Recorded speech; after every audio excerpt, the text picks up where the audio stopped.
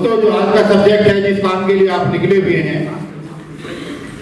आज सुबह से इस प्रोग्राम में जिन लोगों ने अपने विचार रखे हैं, हम एक निचोड़ पर पहुंचने वाले हैं। ग्रेजुएशन को पास जो लोगों के विचार आए उसके आधार पर मैं आप लोगों को ये बताना चाहता हूं कि जो सब्जेक्ट है जिसके ऊपर हमारे साथियों ने विचार दिए हैं, वकीलों पर हमला, न्याय पर हमला। जो घटना हुई है बहुत सारे लोगों को जानकारी नहीं है। 24 तारीख को बंदूकों के साए में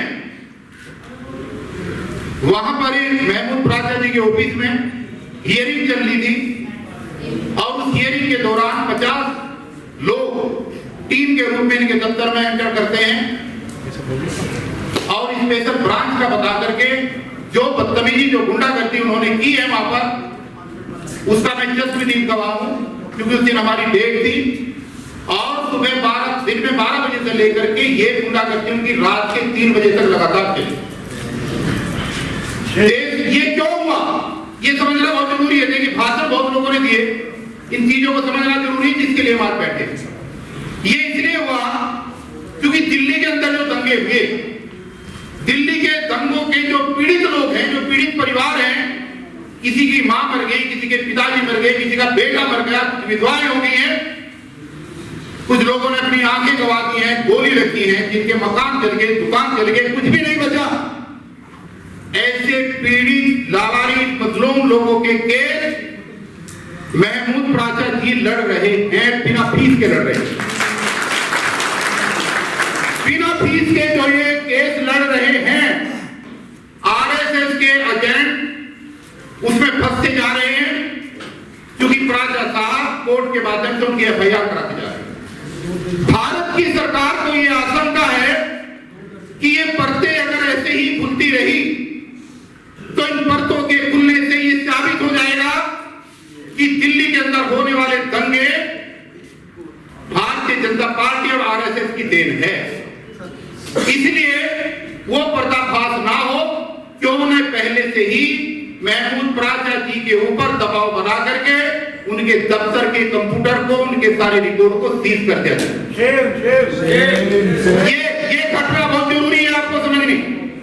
और उनके ऊपर जो हमला हुआ है, मैं सरकार को ये बता देना चाहता हूं, एक तो जो ये हमला हुआ है इस पर हम निंदा प्रस्ताव पास करते हैं।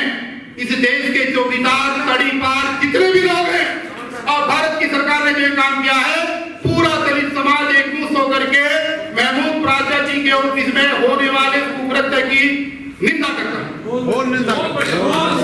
मेरी बात से सहमत है? महमूद प्राचा जी के ऑफिस में आप हाथ उठा करके समर्थन करें इस बात का। ये निंदा प्रस्ताव भारत सरकार को जाएगा। महमूद प्राचा जी के ऊपर होने वाला हमला, इनके साथ मार पिटाई भी की है। ये बात इन्होंने नहीं बताई, मैं बता रहा हूं।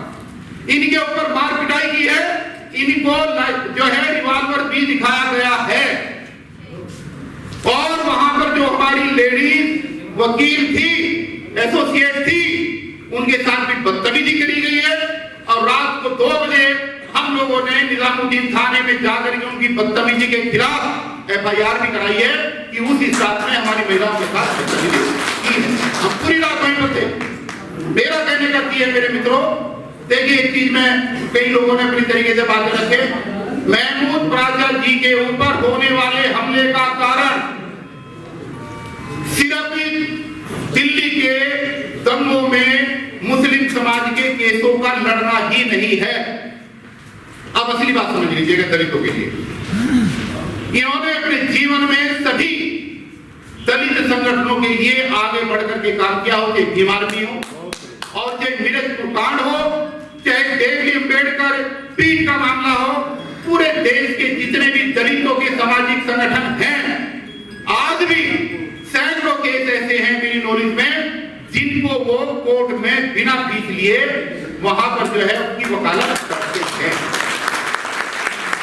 हमारे जो साथी सोच रहे होंगे कि ये महमूद प्राचा जी का प्रोग्राम है, ये प्रोग्राम महमूद प्राचा जी का नहीं है। आप समझ रहे इस बात को? प्राचा साहब जरा थोड़ा सा ये प्रोग्राम प्राचार्य का नहीं है, प्राचार्य का इस प्रोग्राम से कोई लेना देना नहीं है। कोई साथी अगर यहाँ रिपोर्टिंग कर रहा है सरकार को तो मेरे शब्दों को हूबहू सरकार के पास भेज दे। महमूद प्राचार्य जी आज हमारे स्पेशल गेस्ट हैं और ये प्रोग्राम दलित समाज की तरफ से किया गया है, सारे अम्बेडकरवादी संगठनों की तरफ से। और सरकार को और भारत की सरकार को ये बताने के लिए प्रोग्राम किया गया है कि पूरा देश का दलित समाज महमूद प्राचार्य जी के पीछे खड़ा हुआ है, वो अकेला ना समझा जाए। जो भी व्यवस्था है ये सारी व्यवस्था हमारी अपनी व्यवस्था, ये हमारे साथ है। दोस्तों, हम लोगों ने जीवन भर देखी जितने भी सामाजिक संगठन हैं, अम्बेडकर जयंती, वाल्मीकि जयंती, काशीराम जयंती, फलानी की दुनिया भर की जयंती बना करके छोड़ दी और अपने भाषण दिए, भाषण देते अपने घर चले आते हैं। लेकिन संविधान को किस तरीके से लागू किया जाए, जो प्रारूप महमूद प्राचार्य जी ने शुरुआत में आपके सामने रखा था, उसके ऊपर हमने एक रेजुलेशन लिखित में बनाया है। और मैं उम्मीद करता हूं आप लोगों के सामने रेजुलेशन पढ़ने से पहले कि इस रेजुलेशन को आप पढ़ें, इसको आप स्वीकृति दें और इसकी स्वीकृति मिलने के बाद आने वाले समय में 1 महीने के अंदर अंदर प्राचार्य साहब जैसे आज तक संगठनों ने मिलकर के ये आज मुहिम की शुरुआत की है, हम दिल्ली के कम से कम 100 संगठनों की एक मीटिंग करेंगे और इस मुहिम को और आगे तक लेकर के जाएंगे। सहमत है आप मेरी बात से? तो ये लिखित में जो दोस्तों हमने रेजुलेशन पास किए हैं, मैं पढ़ करके आपको सुना रहा हूं और बाद में आपसे उम्मीद करूंगा कि अच्छी तरीके से सोच करके समझ करके आप इसका अनुमोदन करें, इसको पारित करें, ताकि इसके बाद में फिर जस्टिस साहब की बातों को हम सुन सकें और उसके बाद में आपको खाना खिला जाए। ये आज का 3 जनवरी 2021 का दिन जो है, हमने संकल्प दिवस के रूप में इसमें रेजुलेशन के अंदर लिखा है। अम्बेडकरवादी विचारधारा के संगठनों की यह सभा आज 3 जनवरी 2021 को डॉक्टर अम्बेडकर भवन, रानी झांसी रोड, नई दिल्ली में आयोजित हुई और सभी ने निम्नलिखित प्रस्ताव पास किए। नंबर 1, सरकार एवं पुलिस प्रशासन के द्वारा संविधान पर किए जा रहे निरंतर प्रहार एवं बहुजन एवं अन्य कमजोर वर्गों पर बढ़ते अत्याचार के चलते अनिवार्य है कि सभी संगठन एकत्रित होकर बाबा साहब के द्वारा दिए गए भारत के संविधान एवं उसके मूल्य की सुरक्षा हेतु यह संकल्प लें कि सरकार की इन असंवैधानिक नीतियों एवं करतूतों का डटकर संवैधानिक सिद्धांतों एवं तरीकों से सामना करें और सरकार के संविधान को पलटने के गुप्त एजेंडे को जग जाहिर करते हुए सरकार का पुरजोर विरोध संवैधानिक तरीके से करेंगे। ये पहला प्रस्ताव है।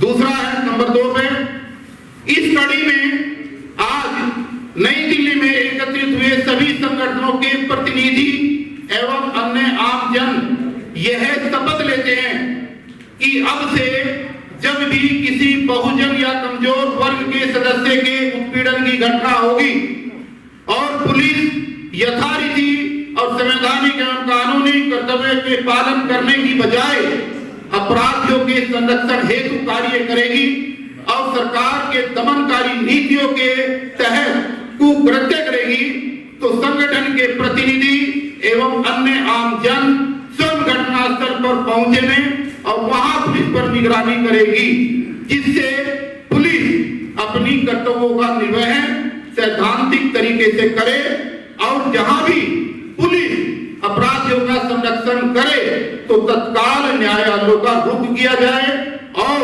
अन्य संवैधानिक तरीकों से पीड़ित को तत्काल न्याय सुनिश्चित किया जाए। प्रशासन को बाध्य किया जाए कि वे केवल मात्र संवैधानिक एवं न्यायिक प्रणाली से ही अपने कर्तव्यों का निर्वहन करें।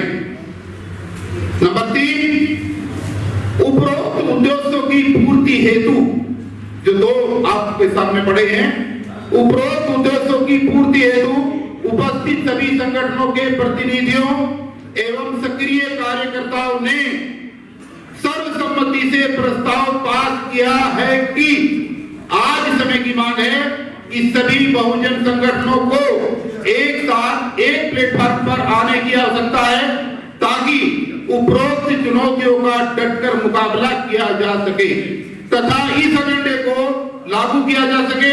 इसके लिए सभी अम्बेडकरवादी संगठनों का एक परिसंघ का गठन किया जाए और दिल्ली में मुहिम की शुरुआत करते हुए दिल्ली को एक मॉडल, एक आदर्श राज्य बनाया जाए। ये 3 रेजुलेशन है जो प्राचा जी के साथ बैठ करके हमने बनाए हैं, संगठनों की मर्जी से बनाए हैं और इसी के तहत हम आगे आने वाले समय में बाकी संगठनों को इस मुहिम से जोड़ने का प्रयास करेंगे।